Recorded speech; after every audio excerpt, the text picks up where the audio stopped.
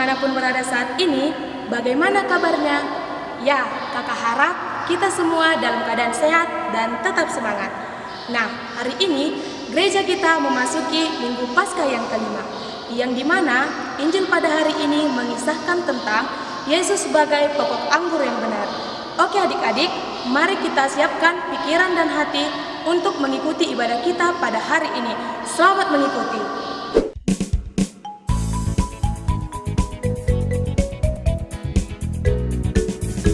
Apa kabar? Kita bergembira. Tepuk tangan, kedipkan matamu. Senyum ke kiri, senyum ke kanan. Berkeliling, mencari yang lain. Apa kabar? Kita bergembira. Tepuk tangan, kedipkan matamu. Senyum ke kiri, senyum ke kanan. Berkeliling, mencari yang lain. Apa kabar? Kita bergembira. Tepuk tangan, kedipkan matamu. Senyum ke kiri, senyum ke kanan. Berkeliling, mencari yang lain.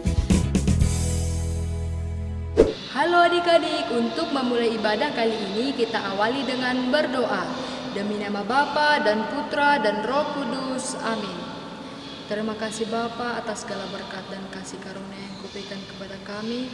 Bapa yang baik, untuk pada hari ini kami memulai ibadah virtual kami.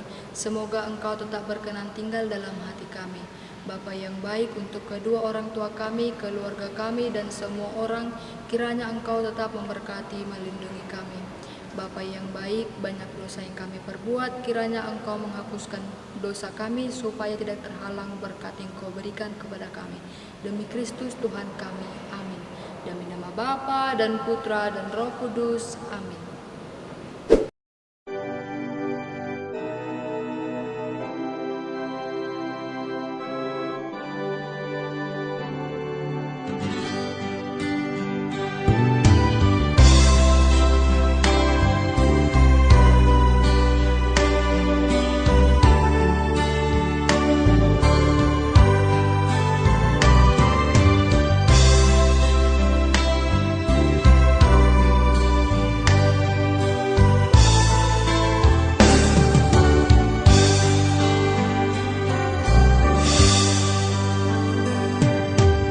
Dengarlah sabda Allah bersabda, mari dengarlah. Buka hatimu, dengarlah sabda Tuhan. Bacalah sabda Allah bersabda, mari bacalah. Buka hatimu, bacalah sabda Tuhan.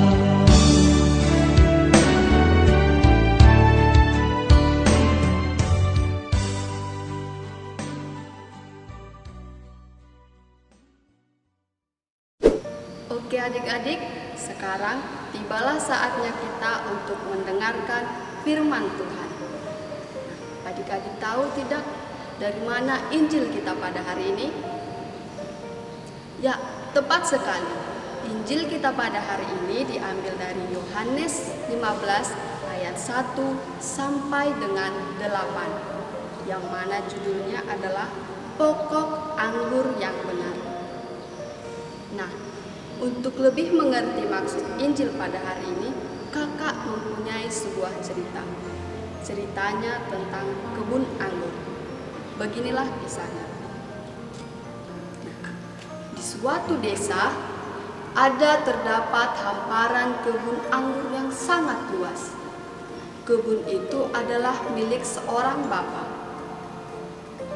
Bapak sangat senang menanam anggur di kebunnya. Ia merawat kebunnya dengan penuh sukacita. Nah, Setelah beberapa bulan kemudian, pohon anggur itu bertumbuh dan semakin besar. Ketika musim panen telah tiba, pohon anggur itu menghasilkan buah anggur. Dan ranting yang menghasilkan buah anggur adalah ranting yang di sebelah kanan. Sedangkan ranting yang di sebelah kiri tidak menghasilkan buah anggur. Karena itulah Bapa memotong ranting yang sebelah kiri itu. Bapa membuangnya, dan setelah kering, ranting itu dibakar oleh Bapa. Nah, untuk ranting yang sebelah kanan tadi, Bapa membersihkannya dari cabang-cabang kecil, cabang yang tidak akan menghasilkan buah, agar cabang atau ranting sebelah kanan tadi menghasilkan buah yang lebih banyak. Nah, setelah musim panen tiba lagi, Bapa mendapati ranting sebelah kanan itu menghasilkan buah anggur yang sangat banyak, buah anggur yang bagus dan enak. Bapa pun sangat bersukacita karena pohon anggur itu menghasilkan ranting kanan yang menghasilkan buah anggur yang sangat baik. Oke adik-adik, demikian kisah kebun anggur pada hari ini. Nah, makna dari cerita tadi yaitu Yesus mengajak kita untuk tinggal di dalam Dia, dan Dia akan tinggal di dalam kita. Sebagaimana yang dikisahkan dari cerita tadi, kita umpamakan Bapa pengusaha kebun anggur itu tadi adalah Bapa di surga, dan pokok anggur tadi, pokok anggur yang bertumbuh besar itu adalah Yesus Kristus sendiri. Lalu ranting kanan yang menghasilkan buah itu tadi adalah kita anak-anak Tuhan, kita murid-murid Yesus. Sedangkan buah anggur tadi adalah sifat kita sendiri, atau perlakuan atau tingkah laku kita sehari-hari. Nah, supaya kita mempunyai sifat yang baik, kita pun harus tinggal di dalam Yesus. Bagaimana kita tinggal di dalam Yesus? Nah, kita harus mengenal Yesus dengan baik. Caranya bagaimana? Yang pertama, kita rajin mendengarkan kitab suci atau membaca kitab suci. Yang kedua, kita rajin berdoa. Yang ketiga, rajin membantu sesama, dan lain sebagainya. Karena dengan demikian, kita menjadi murid-murid Yesus yang baik. Kita tinggal di dalam Yesus. Apabila kita melakukan hal-hal yang baik, maka Yesus pun akan tinggal di dalam hati kita. Maka kita akan memiliki sifat yang baik pula. Jangan kita seperti ranting yang sebelah kiri. Sebelah kiri tadi rantingnya tidak menghasilkan buah. Karena apa? Ranting sebelah kiri tadi dipotong, dibuang, lalu dibakar. Nah, bila kita seperti ranting sebelah kiri, kita meninggalkan Yesus. Kita tidak mengikuti ajaran Yesus atau teladan Yesus. Kita pun tidak mengenal Yesus, dan kita tidak menjadi anak yang baik. Kita juga tidak disebut sebagai murid-murid Yesus yang baik. Nah, adik-adik, dengan demikian, marilah kita bertumbuh menjadi murid Yesus yang baik. Karena dengan demikianlah kita memuliakan Allah. Oke adik-adik, sampai di sini firman Tuhan pada hari ini ya. Semoga firman pada hari ini dapat meresap di dalam hati kita dan kita dapat melakukannya dalam kehidupan kita sehari-hari. Amin.